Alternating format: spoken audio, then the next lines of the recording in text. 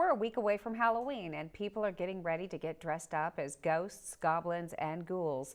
And according to the National Retail Federation, on average, people spend more than $80 every year on costumes, candy, and on decorations. News Channel 3's Joe Galley is live in Palm Desert after talking to parents about how they plan to keep their kids safe while trick-or-treating this Halloween. Joe. Well, Karen, I think I found the perfect Halloween costume. It's a little above the cat mask, and it's perfect for a lot of reasons. Number one, I'm a cat, and that's great. But on top of that, take a look at the back of this mask. It's bright, it's white, it's reflective, so if I were trick-or-treating in a dark neighborhood, you'd actually be able to see me, which is a great thing, because, you know, cats, they might have 9 lives, but you only have 1. Have a good day.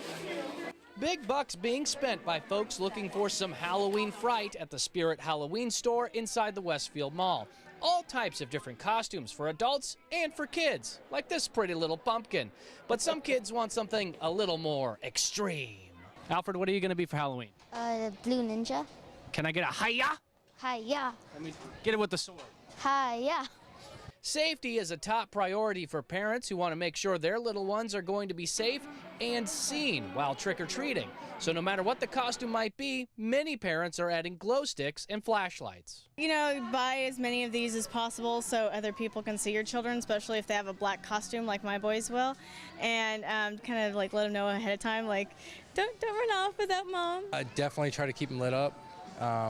Last year he was a firefighter, and we just pulled him around in a wagon, so we'll see how it goes this year. Believe it or not, this is actually one of the more popular costumes this year. It's called a skin suit, but in this particular color, it's not the safest thing to be wearing if you're going to be walking around at night. So if I could make a recommendation, it would be this. Get the best costume ever and be Batman. I am the Knight. Once you get your costume on, it's time for candy. But local law enforcement officials want parents to keep an eye on their kids when they dig into their Halloween buckets. Make sure you inspect the candy before you eat it. If it looks like it's been opened, please throw it away. Do not eat it. Parents might want to steer clear of anything that doesn't have a label that they recognize. Plus, there are advantages to being the candy inspector. My parents, when I was young, they were looking for, you know, like the Heath bars, you know, and they're like, oh, yeah, this is suspect, I'm eating it. Drivers should also remember to take it slow, especially in residential neighborhoods.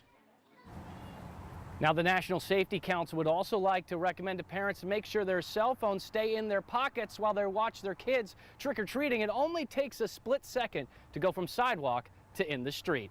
Reporting live in Palm Desert, Joe Galley, News Channel 3. A lot of good advice there. Thank you, Joe.